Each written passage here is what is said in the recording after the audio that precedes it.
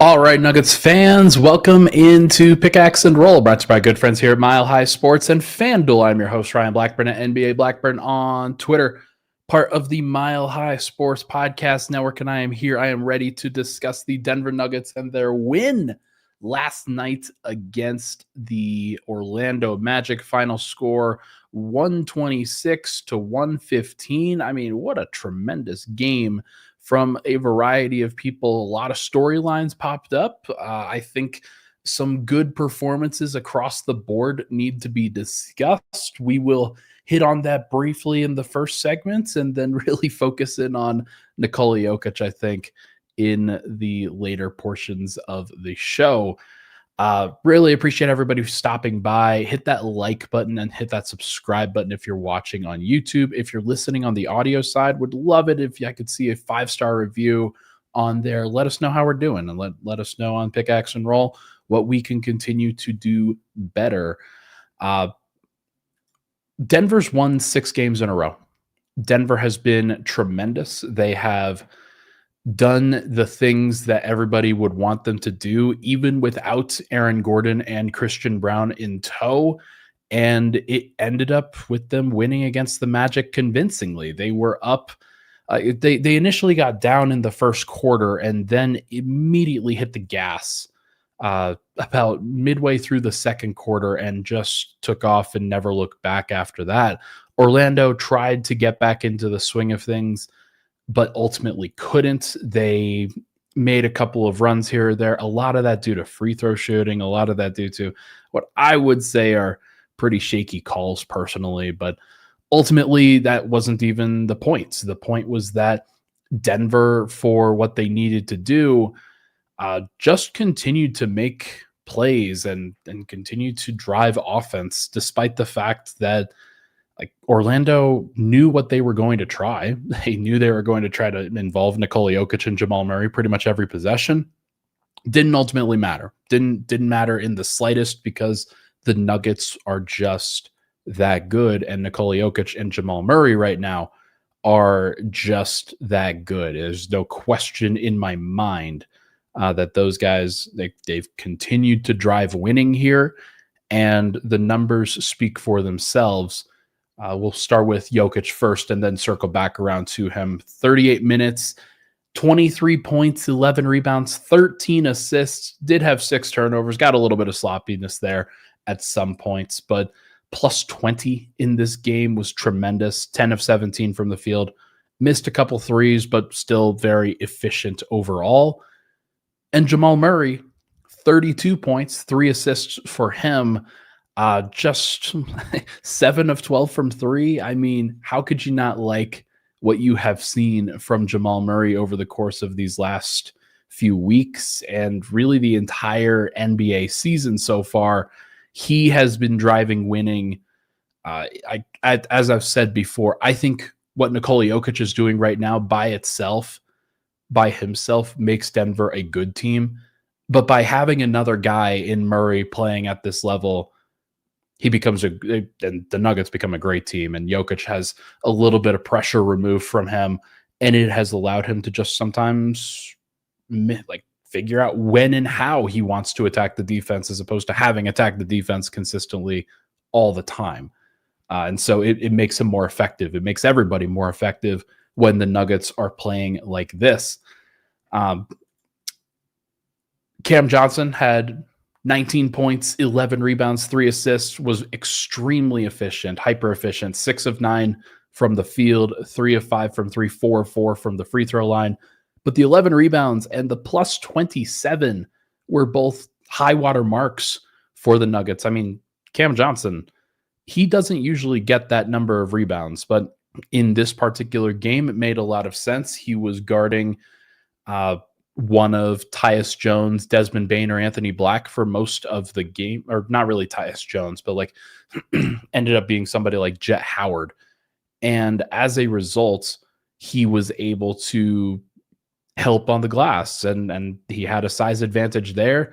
Only other couple of big guys in the Orlando Magic side were Wendell Carter Jr. and Paolo Banchero. Paolo had 16 rebounds in that game. Good for him.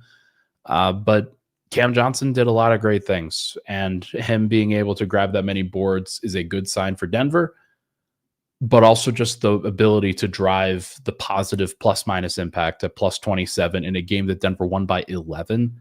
That's pretty impressive. So good for Cam Johnson.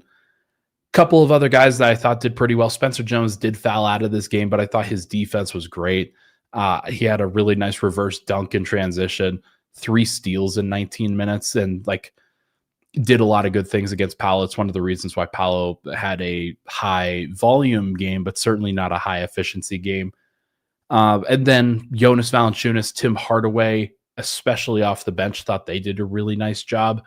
And Jalen Pickett, 7 assists in 24 minutes. He wasn't in the rotation prior to, comes in, plays 24 minutes, and was a part of some of Denver's best lineups and best stretches, including to end the second quarter. He was plus 26 in the 8 minutes that he played in the second quarter alone, and just driving success and driving offense. That I thought was a very impressive stretch from him. Denver's got a lot of optionality when guys are playing this way. I know it sometimes doesn't feel that way with Spencer Jones being in the starting lineup, and you've got some like Zeke Naji played 8 minutes in the game. Julian Strawther got into the game. I thought that Strawther was shaky when he entered. He did make his only shot. It was a nice slicing layup from one side of the rim to the other. But overall, now Denver is starting to see and appreciate and understand who they can go to and what those skill sets are and how those guys can help the game from game to game. And Jalen Pickett was a really good example of that. He hit 3 threes. He had 7 assists. He had 0 turnovers. That's tremendous. And having somebody like that in your back pocket that you haven't been able to go to before is really valuable. So a lot of good things from Denver last night, and a lot of impressive things. Their defense at various points struggled to deal with some of the drives and the offensive rebounds.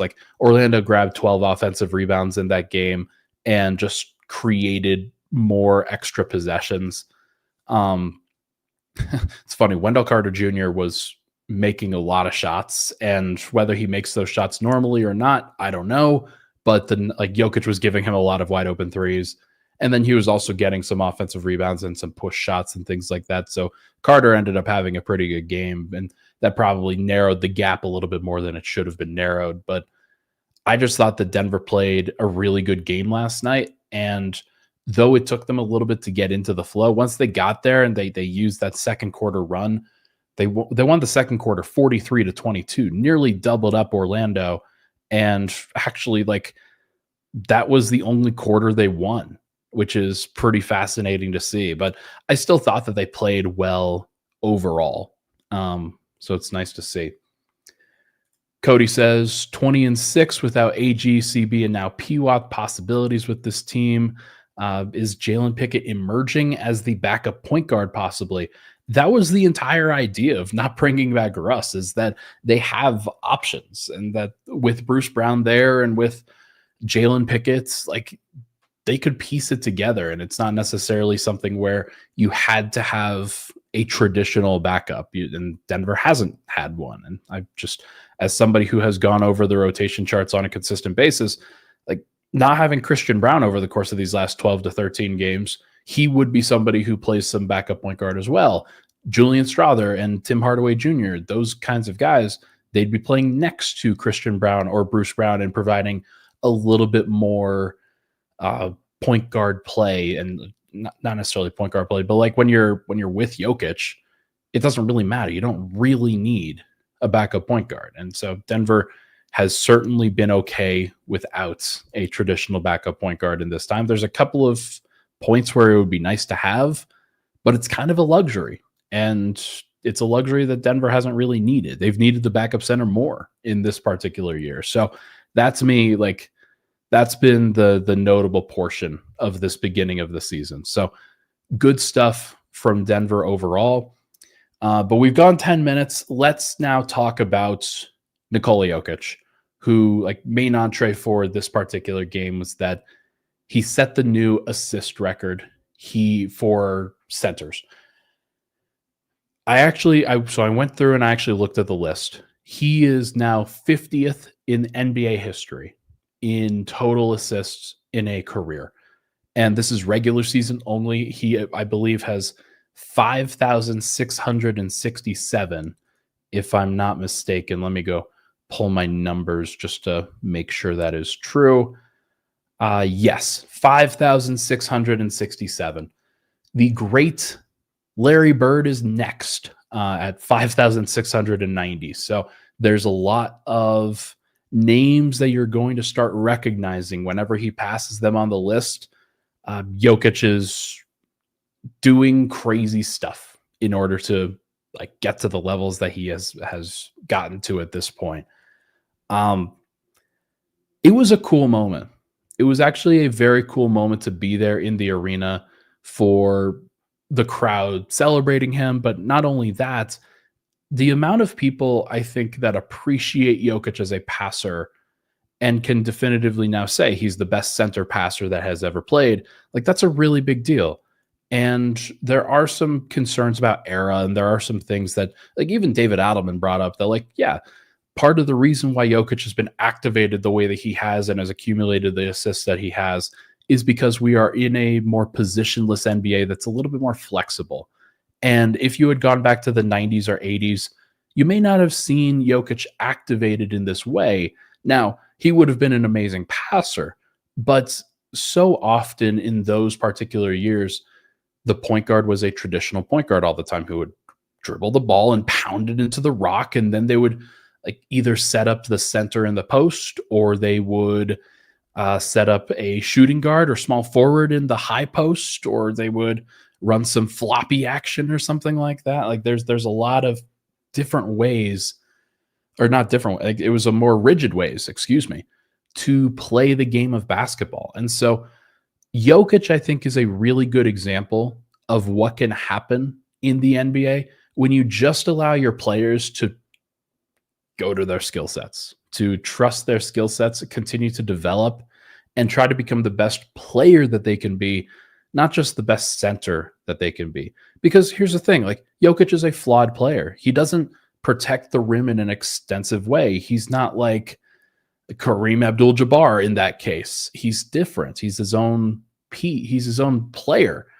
And what that means for the Nuggets is that they have become adaptable. They've adapted to what Jokic's skill set is. And rather than try to force feed something and play it a cookie cutter, they are a completely different team than any team in NBA history. Like, this version of the Denver Nuggets is built around one of the most unique players we've ever seen.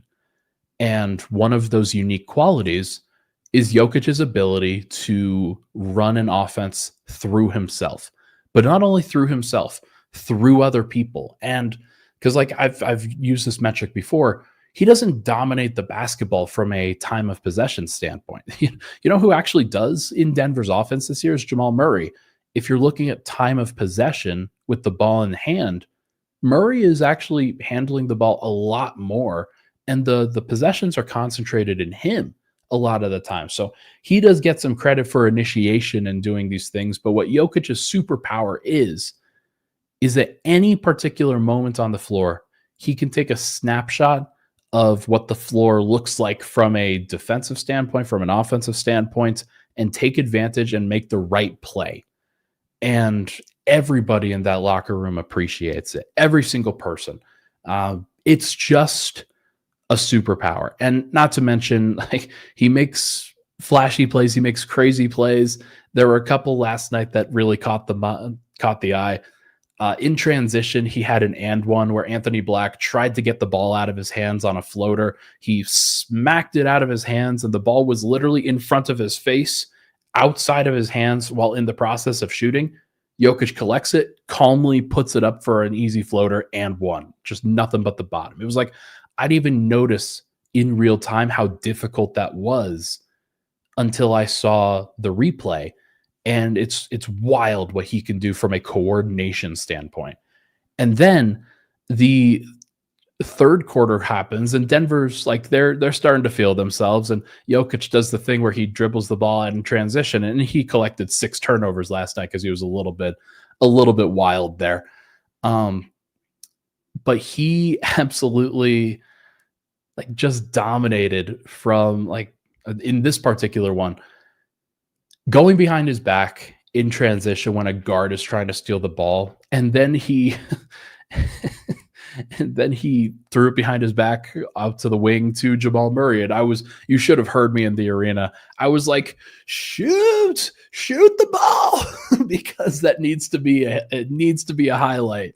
And Jamal took his time. It didn't end up being an assist because he took a little bit too much time, but it was the right play clearly for him to be more patient. But holy cow, just a crazy sequence and couple of sequences for Joker last night that are very emblematic. And that doesn't even include the 720 tornado that he had. Martin was in here earlier talking about it, like the Serbian Cyclone 720, just amazing. Just a crazy player, man. I am so privileged to be able to cover Nikola Jokic, and I try not to take that for granted. The problem is, like, he makes it so easy to take him for granted because he is so consistent and so rock solid, and the numbers that he puts up on a consistent basis are so staggering. Like, it has been unbelievable watching him play basketball, and I try to take a step back every now and then and really fully appreciate what it means to watch him play basketball in this moment, because we really are watching a top 10 player of all time, a center who could potentially, by the end of his career, crack the top 10 all time in assists.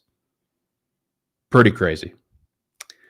When we come back, we're going to go over like how high can Jokic get on this assist list. I'm very curious to see what people think. And then we will also get into talking about Jamal Murray just a little bit because he deserves it. We'll be right back here on Pickaxe and Roll. This podcast is brought to you by Delete Me. Delete Me makes it easy, quick, and safe to remove your personal data online at a time when surveillance and data breaches are common enough to make everyone feel vulnerable. Data brokers, they profit off of your data. It's a commodity. Anyone on the web can buy your private details. This can lead to identity theft, phishing attempts, and harassment. Have you ever been the victim of identity theft, harassment, doxing? If you haven't, you probably know someone who has. Delete Me can help. Take control of your data and keep your private life private by signing up for Delete Me. Now at a special discount for our listeners. Get 20% off your Delete Me plan when you go to deleteme.com/hit and use promo code HIT at checkout.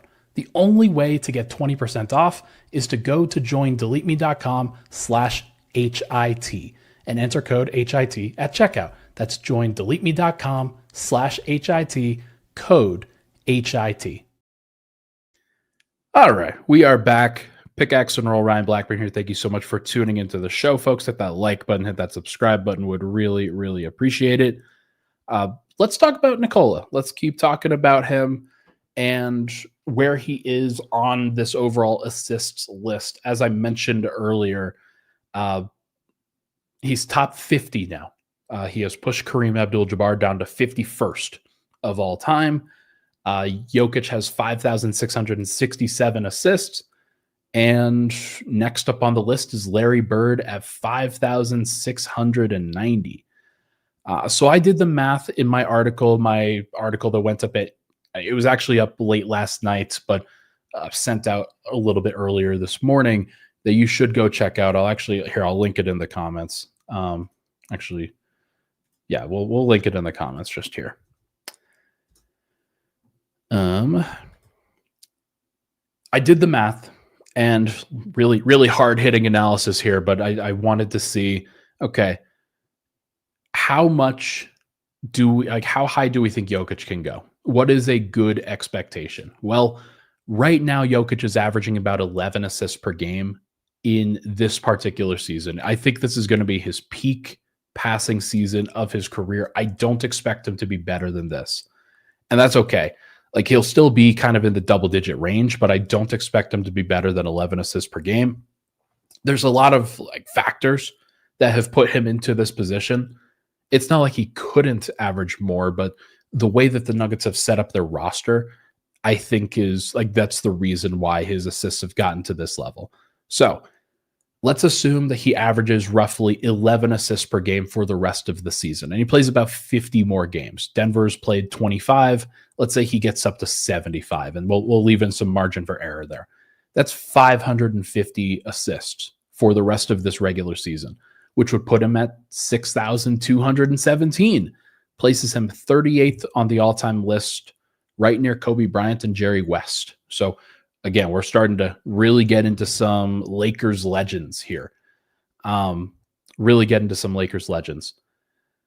38th all-time. Add to this, like hypothetically, you go from 6,217 at the end of the year. You add another 4 years of averaging about 10.0 assists per game. It's a full assist lower, and we're going to do it across 70 games. Going to leave in some margin for error from an injury perspective. We're going to leave in some margin for error from a total assist perspective, and that gets you about 700 total assists per season for another 4 years. That's another 2,800. If you add that to 6,217, that gets you over 9,000. So you're welcome. Isaiah Thomas currently is 10th on the all-time list, top 10 at the 10th spot at 9,061. So Jokic would be flirting with that. And there's a variety of guys kind of in that 4 to 8 range that are all at about 10,000 to 10,500. So it doesn't take that much more to get into the top 5. It doesn't take that much. And as long as, like, and again, knock on wood, because like we can't put the cart before the horse in this one. No pun intended for Nikola, but cannot put the cart before the horse because he still has to stay healthy. He still has to like play and want to continue to play. I'm not sure how long Jokic is going to want to play. He might want to play for another 10 years. Like that, there's a possibility that happens. I don't think it's a high possibility, but there's a possibility that he continues to be a high-level passer for longer than I have outlined.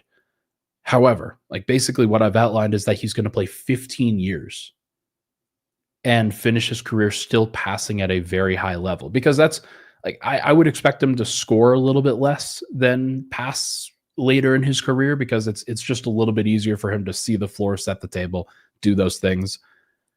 But who knows? Like maybe I'm wrong, and maybe he just continues to pass, and maybe he continues to do those things. If he gets up into that 10,000, 10,500 list, we're talking about a top 5 passing player of all time, not just a top 5 passing big man or center. Like he is the best center passer of all time. And I think like that would be tremendous. Like if there's nobody in NBA history really that would have accounted for so many different numbers and in so many different ways outside of maybe LeBron. And that's because he's entering what, year 22? Is that where LeBron is at now? I don't even remember. But like what Jokic is doing is crazy. Everybody needs to appreciate it. I know all Nuggets fans appreciate it. There's no question about that. Everybody around the world should be appreciating what we're seeing right now, because it's not always going to be here. And like just valuing this moment in time, this period of history that we have seen from Jokic is extremely important. So hopefully that continues to impress upon what people need and what people are thinking. According to FanDuel right now, Jokic is still second in the MVP race at plus 200. Somehow he hasn't really made up much ground on Shai Gilgeous-Alexander, and that's because it's really hard to like. There are going to be some standards that are challenged for this upcoming season, because if the Thunder break the all-time wins record and Shai's averaging what he's currently averaging, I mean those are crazy numbers. But if Jokic also averages what he is averaging and the Nuggets win 60 games or somewhere close to that, and like I don't know. He's averaging a triple double for one, and with the highest level of efficiency possible. There's there's no question in my mind of what should happen in that case. But you're putting a whole bunch of people and their ideals against each other. So these games probably aren't going to be settled until the Nuggets and Thunder play in the 4 games in February, March, and April. Like those games will matter for this particular race, and they'll matter a lot because if Denver is splitting games against OKC, or at least like maybe like let's say they win the season series against OKC. I don't expect that to happen, but like what if they went 3-1 against OKC and OKC still won 74 games? That would mean that Denver would have won 3 of the 8 games that OKC lost. Like that would be insane. Do I expect that to happen? No. But all of these things could potentially shift. And so on FanDuel, if you have the compunction, then the odds for MVP are definitely there for you. Okay.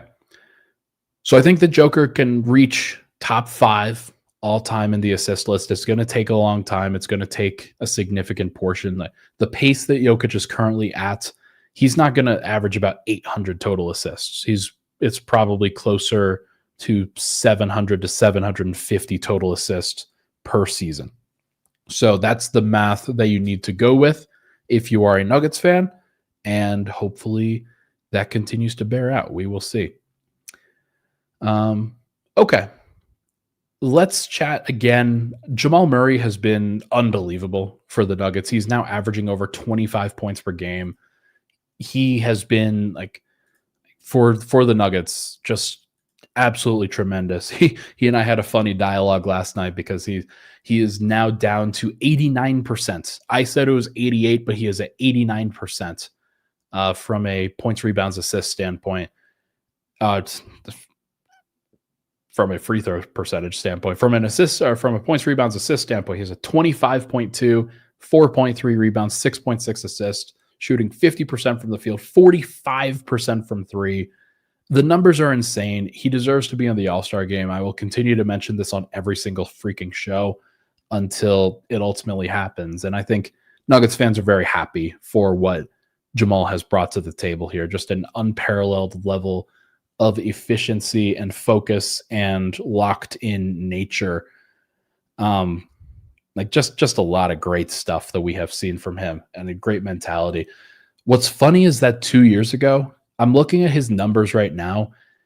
2 years ago, the numbers are not that far off from what he is averaging, but the total number of points is certainly a little bit different. He just only averaged 31 minutes per game.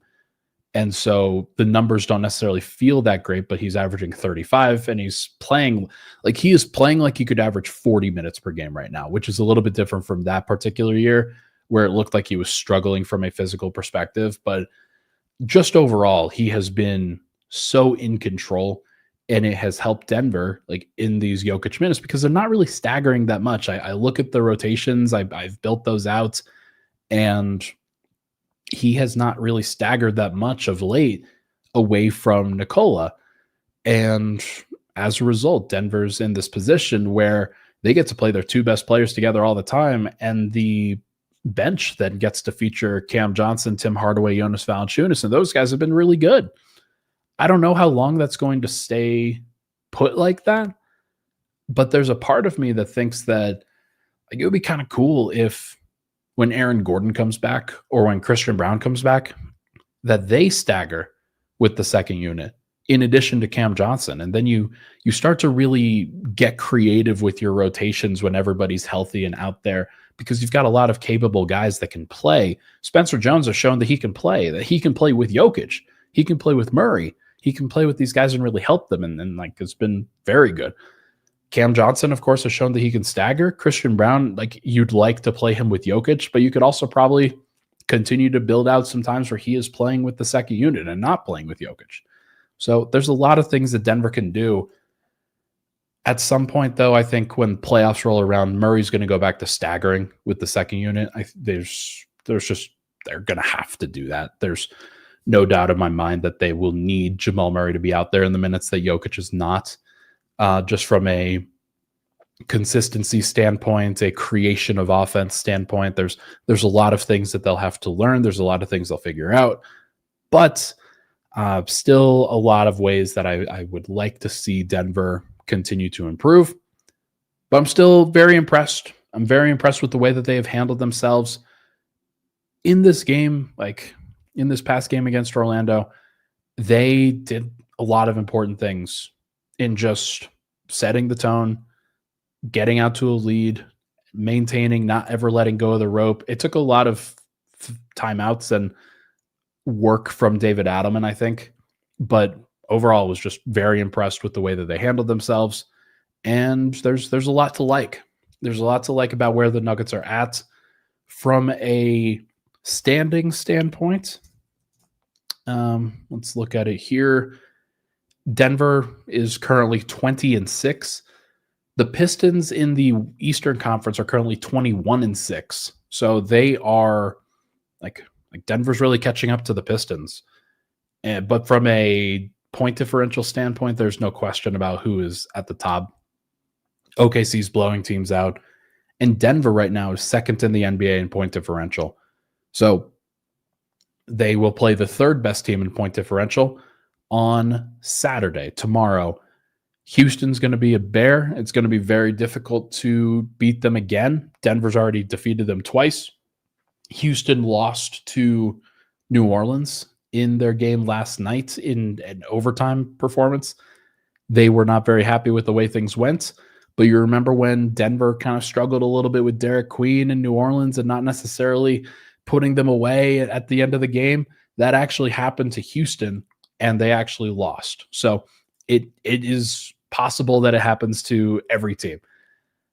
In that Houston game, Kevin Durant was great. Şengün was inefficient, but still had a lot of volume. Amen Thompson was great. Those guys are playing really well, and I would expect them to continue to play really well against Denver tomorrow. If Denver can win that game, that would be a massive, massive win because they're currently on, I believe, a 6-game win streak. And if you continue to win from here, then you put yourself into a very good position to also defeat Utah in your final home game of this homestand. And then you've got some more games to worry about after that, including a back-to-back against the Dallas Mavericks, who defeated the Detroit Pistons last night. So Dallas is starting to figure some things out. That is going to be a harder game than you would expect. But overall, how could you not be happy with where this Nuggets team is at? It's really fun to have Nikola Jokic on your team. Really fun to have Jamal Murray on your team. Like, he's been tremendous. And they're finding ways, as they often do, finding ways to win. Hopefully that continues. We will have to see. All right, everybody, that is going to do it for this episode of Pickaxe and Roll, brought to you by our good friends here at Mile High Sports and FanDuel. Thank you so much for tuning into the show. Hit that like button, hit that subscribe button on the way out. Would really, really appreciate it. I will be back. I think I'm going to be back on Sunday. We will probably wait until after the Saturday game. Maybe I do a late night Saturday recording. There's a possibility there, but I'll probably try to get out to number 38 and we could do a live show on site. We'll have to see. Everybody have a great weekend. Be good. Hopefully the Nuggets can get another win tomorrow. We'll talk to you guys very soon.